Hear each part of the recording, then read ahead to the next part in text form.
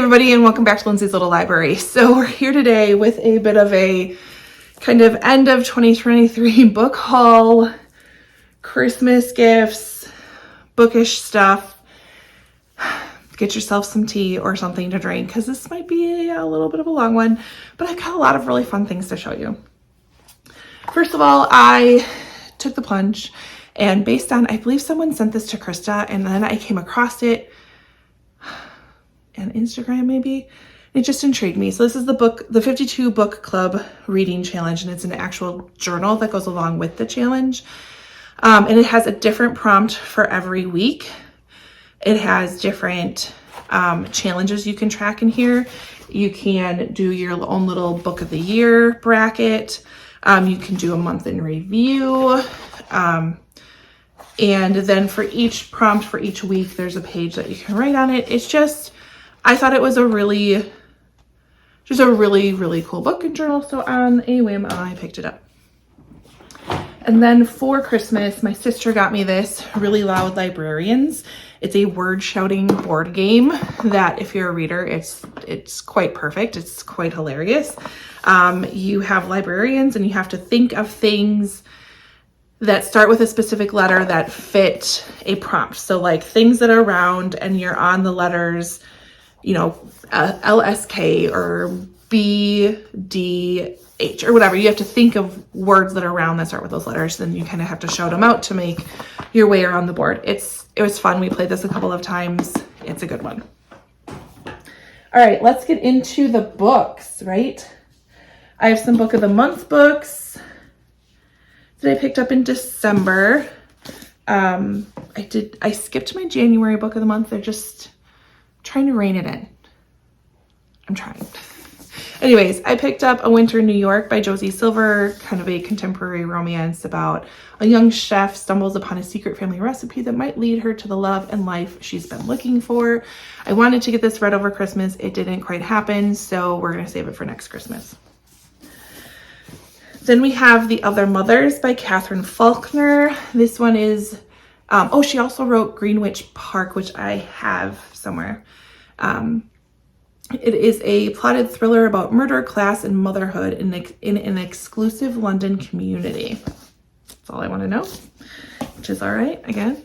And then No One Can Know by Kate Alice Marshall. I think she was also, did she also write another book?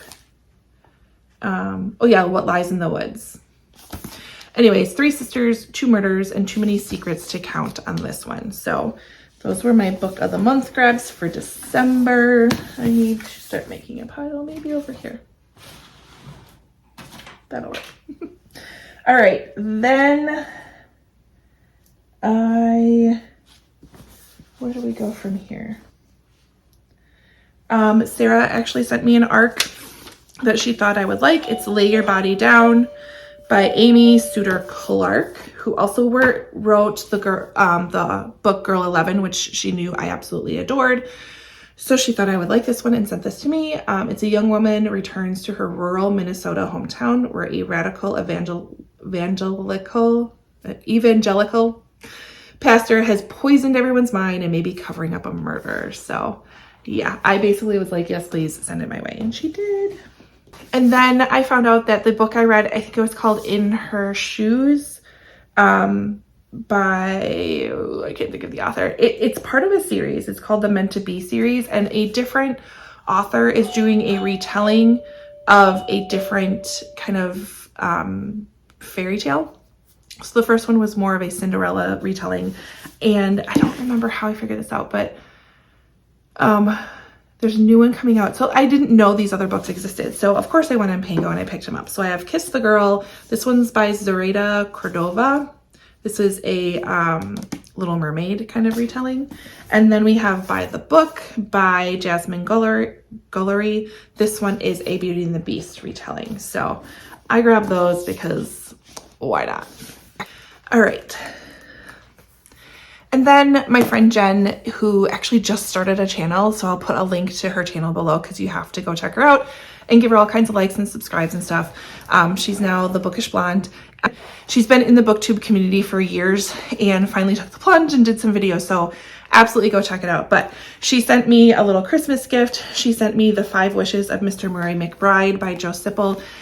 This was part of a video we did, a Booklist Thursday video we did of our subscribers, I think, favorite books. And this was one of them that like piqued my interest so much.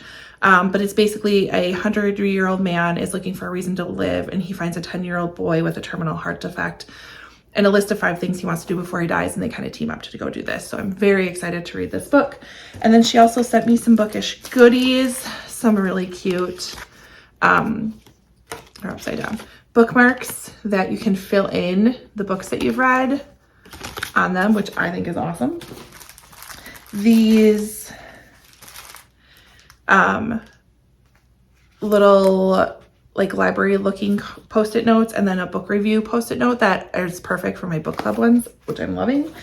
And then this one, which I think is so cool, and I've seen it posted places. So this is a magnet, and you stick this on the cover of the book you're reading, and so it stays there. Has a place for a pen, and then these little tabbies that you can tab out your book as you're reading it, and it's right there with your book at all times. So love this concept. And then there's refills for it. So sweet of her. So sweet of her. So I plan on using that while I read this next book, because it is for my book club in February, and I have been purposefully ignoring and refusing to listen to and not joining in on the hype of this book. And then my book club picked it. So it is now deemed Fourth Wing February. So Emily actually got these for me for Christmas. I grabbed both of them right away. This is a lot. This is a lot. But we're going to do it, and we're going to have an open mind about it. And it'll probably come back on here and be like, oh my god, this is the best book ever. I probably will, and I'll eat my words, and it's fine. Anyways, so that's gonna be starting soon. I found this at the grocery store in the bargain bin. This is In the Garden of Spite by Camilla Bruce. It is about the Black Widow of LaPorte. It's one of the first female serial killers in American history, and kind of the men who drove her to do it. I believe this was an anticipated read for me. This was on one of my, or not anticipated read, this was on a library where I borrowed it from the library and read the beginning of it and was like, I need to be on the lookout for that book. So I found it. All right, then after Christmas, Emily and I had some Barnes & Noble gift cards to burn, and they had a sale, so I picked up a few. I picked up The Widowmaker and When I'm Dead by Hannah Morrissey. Hannah Morrissey is actually a Wisconsin author. I read her first book. I don't remember when. What was it called? Oh, Lindsey.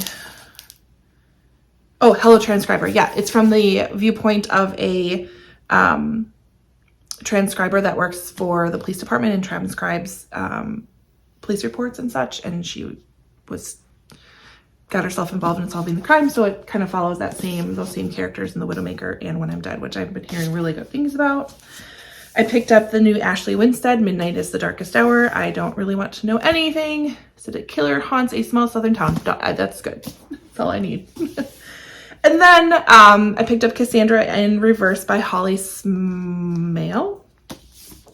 I was on the fence about this one, but then of course one of the booksellers that were there convinced me to buy it because that's their job and they're really good at it. Basically, if you had the power to change the past, would you? Cassandra has created a bad habit. She likes what she likes, period, and strongly dislikes what she doesn't. Her life runs in a pleasing, predictable order until now. She's been dumped, fired. Her local cafes run out of banana muffins. I mean, world is ending. Then something truly unexpected happens. She discovers that she can go back and change the past. And so she decides to do that. So I picked it up because I needed to hit a certain threshold in what I was spending in order to get a reward. And that's what happens. I got a couple of arcs in the mail over kind of the holidays. First one is Relative Strangers by A.H. Kim. This one, we have Amelia, and her life is basically falling apart. She's unemployed, newly single, completely broke for reasons she hasn't told anyone yet. She finds herself hitchhiking across California to deal with the fallout of her mother's eviction from their family estate.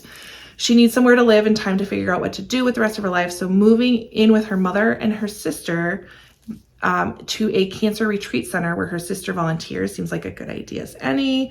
And we go from there. It kind of sounds like they reignite the relationship that maybe they didn't have over for a while, but true family drama. We have 2 half-Korean sisters, their ex-hippie mother, multiple messy love affairs, and one explosive secret that could ruin everything. So I thought it sounded fantastic. Then we have When We Were Enemies by Emily Bleeker. I was so excited to get this one. We have 2 women, generations apart in the spotlight, a powerful novel about family secrets, devastating choices, and hope for the future. So we have Elise is different from other women in her family. Her mother's an award-winning actress. Her grandmother was a beloved Hollywood icon. But when her upcoming wedding coincides with a documentary being made about her grandmother, she can't escape the camera's gaze, and even in death, neither can her grandmother. And then we go back to what her grandmother went through in 1943. She was a translator for a nearby Italian POW camp. So it follows both of those stories. I thought it was just an interesting take, a different take during World War II. All right, and one more arc came in the mail, which I was like, oh my goodness, surprised about, and cannot wait to get to. And it's The Fury by Alex McLadies. I love The Silent Patient. I have not read The Maidens because I didn't hear the greatest things about this, but Sarah just finished The Fury and loved it. This cover, I'm not a fan of though, just saying. And all it says at the top is this is a tale of murder. Or maybe that's not quite true. At its heart, it's a love story. So that's all I want to know and all I want to read, and I just want to go into it and devour it and just get lost in this book for an entire day, basically.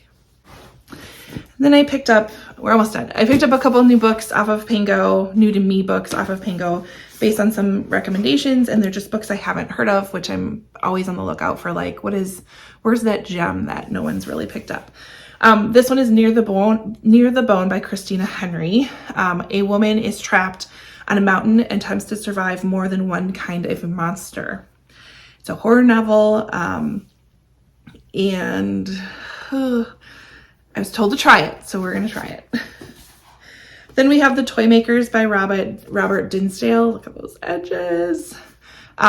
This one is a bit of a fantasy book, which again, I'm trying to find the fantasy books that work for me. This one, The Emporium, opens with the first frost of winter. While the Great War wages across Europe, there's a place of hope and enchantment in the heart of London. The Emporium sells toys that capture the imagination of children and adults alike. Patchwork dogs that seem alive, toy boxes that are bigger on the inside, soldiers that can fight battles on their own. Into this family business comes young Katie, running away from a shameful past, but Katie is about to discover that the Emporium has secrets of its own. If there were a toy shop on Diagon Alley, it would be The Toy Makers, a dark, enchanting novel for fans of the night circus and the miniaturist. So I was told to give this a try. We're gonna give it a try. And then I was listening to the Currently Reading podcast. I don't know which week it was because I'm way behind. But they were talking about Cold People by Tom Rob Smith. This one is basically something happens. The world has fallen. Without warning, a mysterious force has claimed the planet as their own. No negotiations, no demands, no reasons to give to their further actions. But they have one message for us. Humanity has 30 days to reach the one place on Earth where they will be allowed to exist, and it is Antarctica. So it intrigued me.